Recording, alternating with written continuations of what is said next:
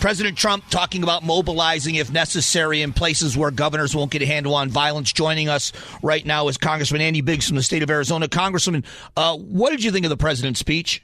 Well, I think he's frustrated like all of us are. I mean, what's happening is you've taken what is a valid, legitimate constitutional right of protest and it's been hijacked, and what we have is a national emergency where you've got people engaged in mob acts, they're looting, they're stealing, they're engaged in criminal acts.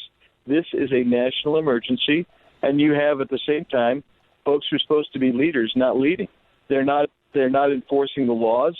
They're not making people safe. They're actually condoning. I mean, it all started in Minneapolis where they cleared out the police precinct and said, go ahead and burn it down. Burn down the police precinct. That set an emboldenment kind of attitude for these people. And so I think the president's got to be out there. He's got to be tougher.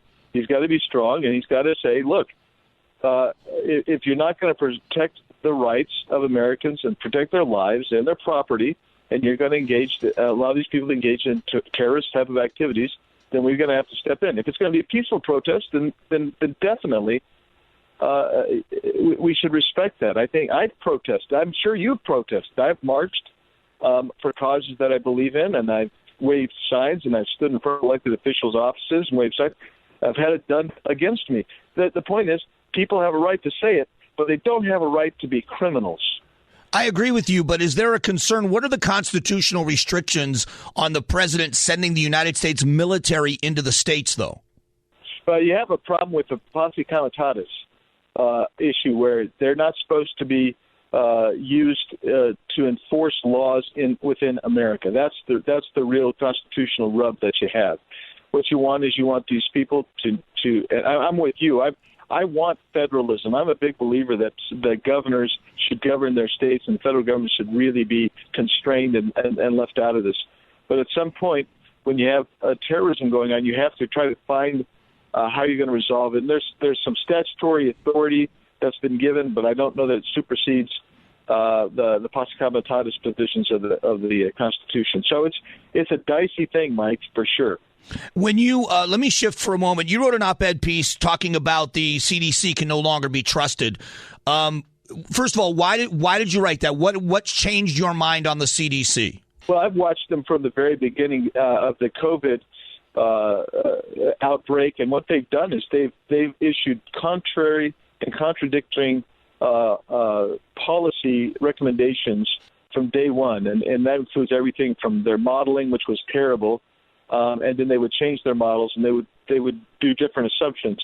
I mean, and right now, for instance, on the mask issue, you've got the World Health Organization, which has also been terrible on this stuff, and the CDC are exactly in conflict with each other. You've got a University of Minnesota article that does a lit review of all of the mask studies that have been done in the last 20, 30 years, and they align with the not CDC, but with the WHO.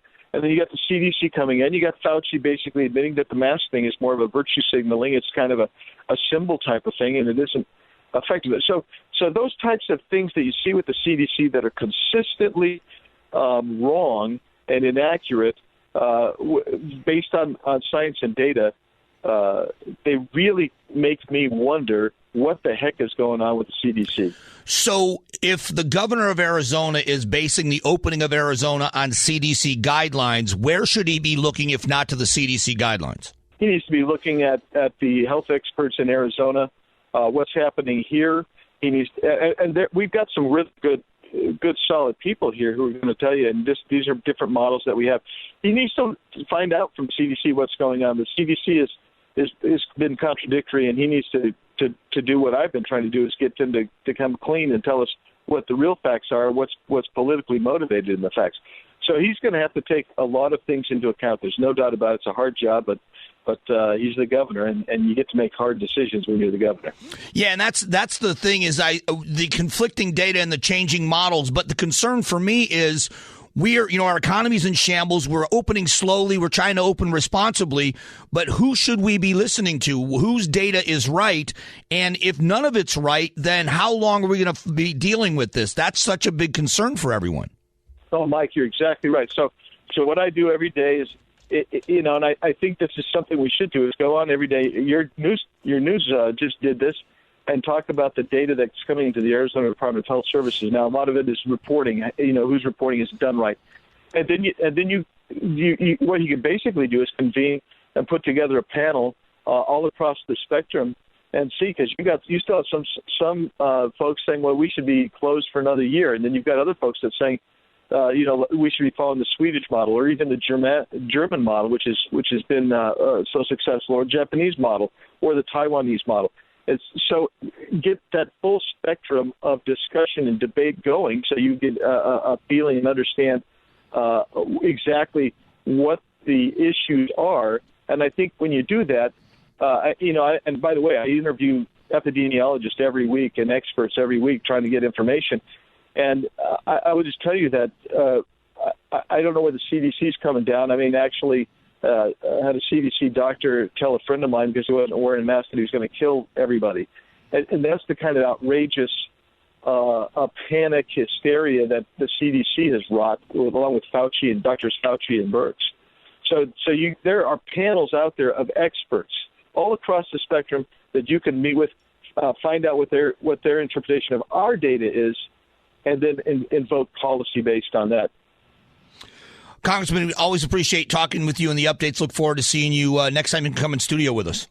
Love to do it. Thanks, Mike. Right.